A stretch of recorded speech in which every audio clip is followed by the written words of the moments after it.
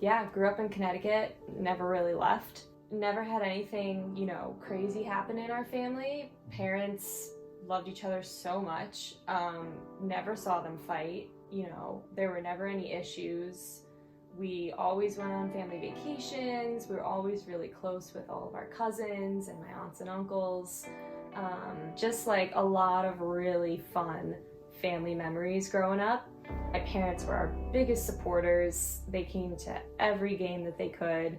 I played soccer for 16 years of my life, and my dad was on the sidelines of, every single game. My dad ran 8 marathons.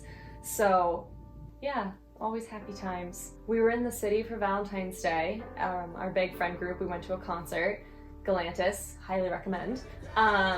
Probably one of the best nights of my life was that concert. And so by Monday morning, I was just completely wiped out. And I get a call from my mom, which is totally normal to happen on a Monday after a weekend. I answer the phone, and as soon as she starts talking, I can immediately tell that something's wrong. So she tells me that my dad had been in an accident.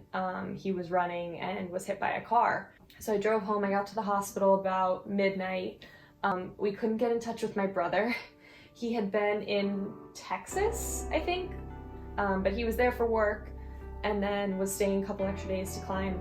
Everything starts running through my mom's head. She's like, great, my husband got hit by a car, my son fell off a cliff, like this is awesome. His right eye was swollen shut, but all of his limbs were intact. He had like barely any scrapes and stuff. He did have a metal rod going into his head. It was to check his cranial pressures to make sure that his brain wasn't swelling too much.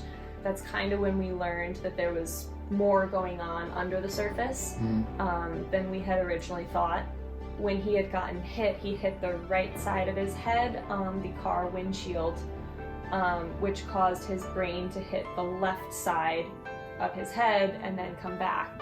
When they had found him on the scene, the whole right side of his body was not working. So they removed the left side of his skull to allow the brain to swell out and give it some room. And the neurosurgeon said that things went very well. He said he was very cautiously optimistic, but he didn't really know how affected he would be if he did wake up.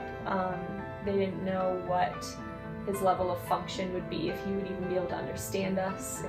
And they kept telling us, hold out hope, but things were bad, and I don't think I fully let myself realize how bad they actually were. None of those tests that they were checking on him, like his brain function or any of his reflexes, were coming back.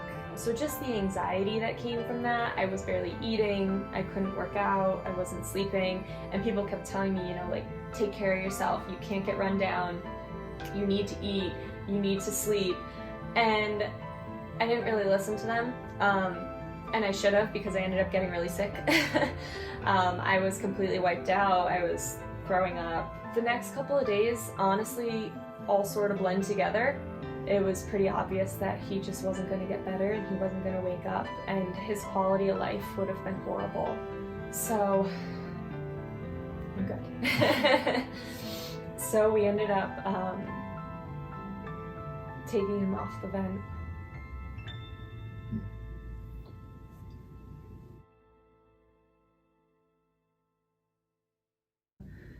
So definitely having the support of people there was huge. I mean, we were never alone when we were at the hospital. All of our friends and family, I had a bunch of my friends from college had driven up. Having that support from everyone was huge, and just having people be there, it was nice to have that distraction. So you weren't constantly thinking about it. And we brought like card games in, and we had drawing things to do, just stuff to keep you occupied and not thinking about it. I remember walking in and I was wearing all black, and I was like, I'm the Grim Reaper, and like she's gonna all these things, and then we got up there and just seeing like the strength of you and your mom and the rest of your family, but specifically you and your mom, was one of the most inspiring things I've ever seen in my life. I have a couple friends who have lost their dads, and so talking to them was the biggest help through this entire thing, because they know exactly what I'm going through, and I feel like you can't really know until you're going through it. And the best advice they gave me was, you know, everyone kept telling me, oh, be strong, you know, you have to be strong. And they were like, you feel however you want to feel. You do whatever you want to do. No one knows what you're going through. Seeing how many people showed up for us and how much it helped definitely changes how we would treat, you know, someone else in a similar situation and how we would be there for them. I think the more that I've talked about it with people, the easier it's gotten. I mean, it obviously still hits me at random times, but if, you know, he can teach me one last thing as to how to help people get through situations like this, then, you know, that means everything. If I can help one person going through something like this, then, you know, it's worth it. And thanks for having me. I really enjoy being here, and I hope that this helps someone listening with, you know, whatever they're going through. And if anyone wants to reach out to me, more than happy to talk to someone personally about it. You want to plug your Instagram? Sure. Kelly F Baby 3. I hate saying that. I really need to change it. Yeah. That's bad. No tears. No tears.